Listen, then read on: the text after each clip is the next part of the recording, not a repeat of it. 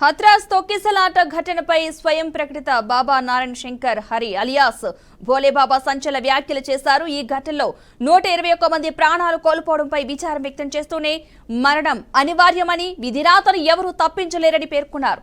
ముందో వెనుకో ప్రతి ఒక్కరూ తప్పక మరణించాల్సిందేనని తేల్చి చెప్పాడేశారు.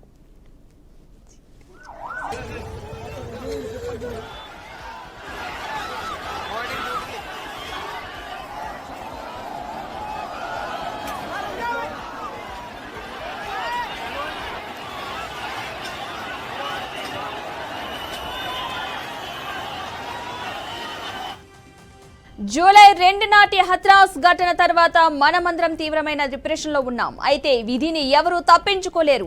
ఎవరొచ్చినా రాకున్నా సరే ఏదో ఒక రోజు ముందో వెనుకో వెళ్లిపోవాల్సిందే అని వ్యాఖ్యానించారు. కొందరు వ్యక్తులు తమ సంస్థ నిర్వహిస్తున్న ఆధ్యాత్మిక విధానాల పరువు తీసేందుకు ప్రయత్నిస్తున్నారని, అందులో భాగంగానే తొక్కిసలాట జరిగిందని భోలేబాబా పేర్కొన్నారు. దీని వెనుక కుట్ర ఉందని ఆరోపించారు.